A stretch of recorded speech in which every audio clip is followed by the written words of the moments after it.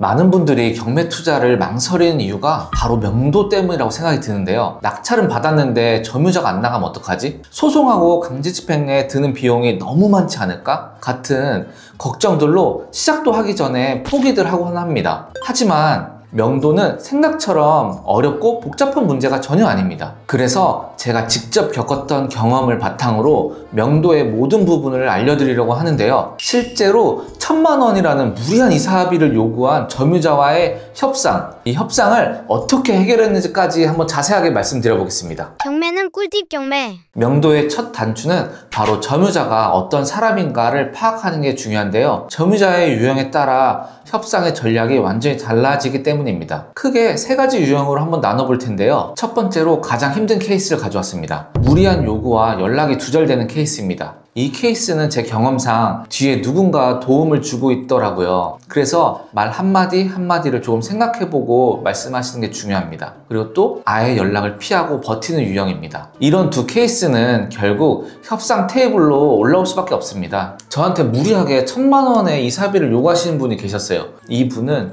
1000만 원 이하면 절대 나가지 않겠다 이렇게 고집하셨는데, 당연히 제가 감정적인으로 얘기한 게 아니라 선생님 1000만 원은 좀 너무 과한 것 같다 이렇게 말씀을 드리고, 다툼의 여지가 있을 것 같아서 그렇게만 말씀드리고 전화를 끊었습니다. 끊고 감정이 아니라 해당 내용을 좀 정리해서 내용 증명으로 보내드렸어요. 내용 증명의 큰 골자는 이랬는데요. 저는 일정 금액의 낙찰받은 낙찰자입니다. 선생님이 지금 명도 협상을 하려고 전화를 드렸으나 과도하게 이사비를 요구하셔서 협상이 잘 되고 있지 않은 상황이다. 그런데 아셔야 될 게 낙찰가의 일정 부분을 월세로 주셔야 된다. 그 대신 내용 증명 우편물을 받고 저한테 연락을 주셔서 이사를 나가겠다고 말씀하시면 월세 비용은 받지 않겠다 적어놨습니다. 그리고 이제 일정 시간이 지나고 그 말씀드린 한 달이 가까워진 시점에 전화를 한번 드렸어요. 내용 증명 받아보셨냐 얘기를 드리고, 이사비를 제가 생각하는 금액을 말씀드리고 이 정도 받고 나가실 수 있겠냐 이렇게 말씀드렸더니 여전히 1000만 원이 아니면 나가지 않겠다 말씀하시는 거예요. 그래서 첫 번째 단계는 이렇게 끝났고, 두 번째 단계는 인도명령과 강제집행을 실행했습니다. 일정 시간이 지나고 나서 계장님이 계고장을 붙이러 가는 날 저도 같이 동행을 했습니다.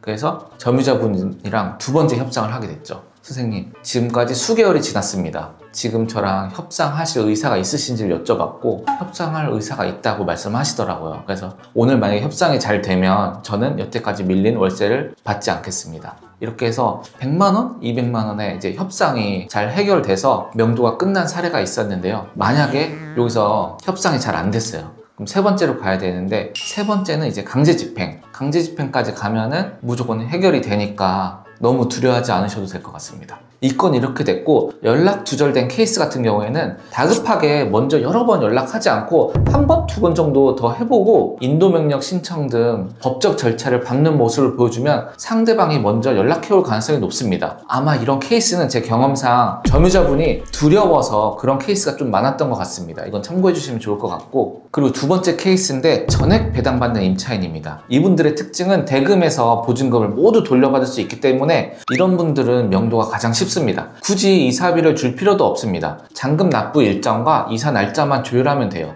이때 저도 잔금 치르고 빨리 이사하게 도와드릴게요 라는 식으로 우호적인 관계를 만드는 게 또 중요합니다. 그리고 저 같은 경우에는 관리 납부 영수증을 가지고 오시면 명도 확인서 드릴게요 이런 식으로 이렇게 지나가면서 말씀을 드리면 관리비도 이제 납부하고 퇴거를 하시게 되죠. 이렇게 되면 좋은 케이스인데, 나쁜 케이스로는 장기수선 충당금도 막 달라고 하시는 분들도 많아요. 근데 이제 판례를 밑에 적어 드릴 건데, 판례를 보시면 장기수선 충당금 같은 경우에는 낙찰자가 부담할 이유가 없다 이런 판례가 있으니까 이 판례 잘 기억해 두셨다가 살짝 말씀해 주시면 명도에 도움이 되실 것 같습니다. 그리고 마지막 케이스인데, 배당을 받지 못하거나 일부만 받는 임차인, 소유자의 케이스입니다. 보증금을 잃거나 살던 집을 잃는 상황이기 때문에 낙찰자에게 강한 반감을 가질 수 있습니다. 절대 조급하게 다가가면 안 됩니다. 이분들은 감정적으로 대응할 가능성이 굉장히 높죠. 그렇기 때문에 처음부터 무리한 요구를 하거나 윽박지르면 이 협상에서 꼬이게 됩니다. 오히려 천천히 시간을 두고 기다리는 전략이 굉장히 유효한 효과가 있습니다. 경매는 꿀팁 경매. 그리고 명도에 대해서 한번 제 생각을